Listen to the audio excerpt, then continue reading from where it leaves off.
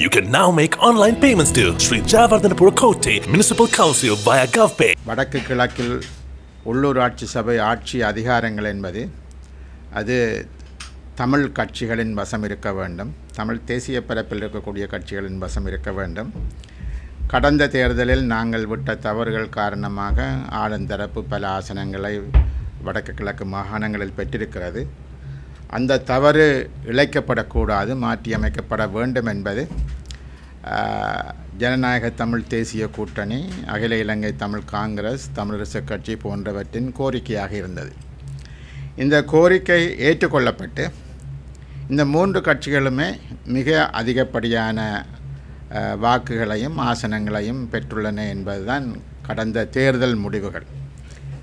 ஆகவே மக்களிடம் அவர்கள் வைத்த கோரிக்கையை மக்கள் ஏற்றுக்கொண்டு ஒவ்வொரு கட்சிக்குமே அவர்கள் அதிகப்படியான வாக்குகளையும் அதிகப்படியான ஆசனங்களையும் கொடுத்திருக்கின்றார்கள்.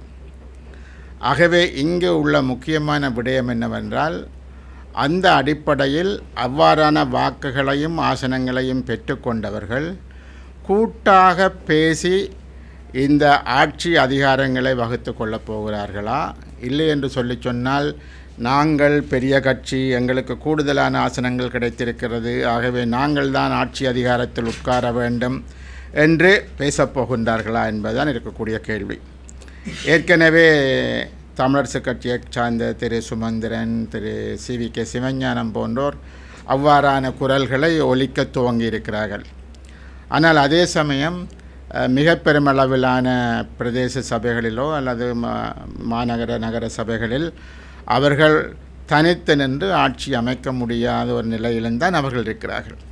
ஏற்கனவே தமிழ் தரப்புக்கான சில பெயர்கள், அதாவது இவர்களுக்கு மாகாண சபை நடத்த தெரியாது, இவர்கள் நிதியை திருப்பி அனுப்பிவிட்டார்கள், இவர்களால் நிர்வாகத்தை செய்ய முடியாது போன்ற பல்வேறுபட்ட எதிர்பிரச்சாரங்கள் தமிழ் தரப்பை நோக்கி இருக்கின்றது.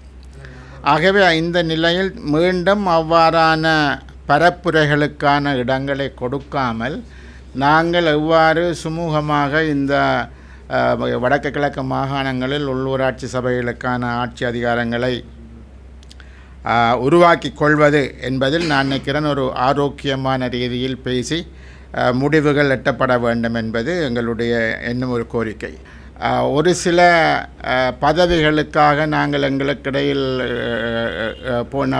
போட்டிகள் என்பதை உருவாக்கி கொள்ளாமல் சுமூகமாக நாங்கள் என்ன விதமாக இதனை செய்யலாம் என்ற ஒரு விடயம் இருக்கின்றது. குறிப்பாக சொல்வதாக இருந்தால் NPP என்று சொல்லக்கூடிய தேசிய மக்கள் சக்தி என்பது வடக்கு கிழக்கில் அவர்கள் எந்த இடத்திலும் ஆட்சி அமைக்க முடியாது, தனித்து நின்று ஆட்சி அமைக்க முடியாத சூழ்நிலையில் அவர்களும் பல்வேறுபட்ட சுயேட்சை குழுக்களையும் மேலும் பல்வேறுபட்ட ஏனைய கட்சிகளையும் அவர்களும் அணுகி தாங்கள் ஆட்சி அமைப்பதற்கான ஒரு முயற்சியை மேற்கொண்டிருக்கிறார்கள் என்பதை நாங்கள் கவனத்தில் கொள்ள வேண்டும். எமது வடக்கு கிழக்கில் போட்டியிட்ட தமிழ் சுயேட்சை குழுக்களும் சரி, இல்லை என்று சொல்லி சொன்னால் ஏனைய கட்சிகளும் சரி, அவ்வாறு அரசாங்கத்திற்கு ஆதரவளிப்பதன் மூலம் தமிழ் மக்களது நீண்டகால போராட்டத்தினூடாக தமிழ் மக்களுக்கு கிடைத்திருக்கக்கூடிய அல்லது அதற்காக போராடக்கூடிய நிலைமைகளை மாற்றி அமைத்துவிடக்கூடாது என்பதையும் அந்த சுயேட்சை குழுக்களும் ஏனைய கட்சிகளும் கவனத்தில் கொள்ள வேண்டும் என்பதும் ஒரு முக்கியமான விடயமாக நாங்கள் கருதுகின்றோம். எல்லோரும் ஓரணியில் நின்று இந்த ஆட்சி அதிகாரங்களை பகிர்ந்து கொள்வது என்பது சிறப்பாக இருக்கும் என்பதுதான் எங்களுடைய கருத்தாக இருக்கின்றது. ஆகவே அந்த வகையில் எம்மை பொறுத்தவரையில் நாங்கள் எங்களுடன் கூட்டாக தேர்தலில் நின்ற தமிழரசு கட்சி, அகில இலங்கை தமிழ் காங்கிரஸ் போன்றவர்களுடன் பேசி நாங்கள் இந்த விடயங்களை சுமூகமாக நிறைவேற்றுவதற்கு தயாராக இருக்கிறோம் என்பதையும் நான் இந்த நேரத்தில் கூறிக்கொள்ள விரும்புகின்றேன்.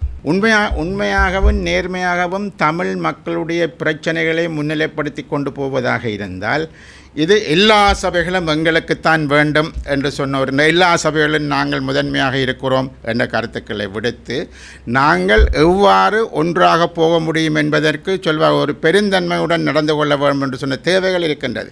இல்லை நாங்கள் தான் அம்மா கட்சி, தாய் கட்சி, பெருங்கட்சி, நாங்கள் சொல்கிறது தான் எல்லாம் சரி என்று சொல்லி இன்னும் சொல்லி கொண்டிருப்பார்களாக இருந்தால் அவர்கள் தனித்து நின்று ஆட்சி அமைச்சிட்டு போகலாம்.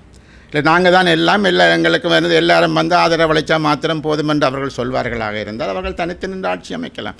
ஆகவே இங்கே எல்லோருக்கும் விளங்கும், யாரும் பெரிய சிறிய கட்சிகள் அல்ல, மக்கள் கூடுதலான குறைவான ஆசனங்களை கொடுத்திருக்கிறார்கள் என்பதை தவிர நீங்கள் எல்லோரும் இணைந்து தான் ஆட்சி அமைக்க வேண்டும் என்பதை மிக தெளிவாக கூறியிருக்கிறார்கள்.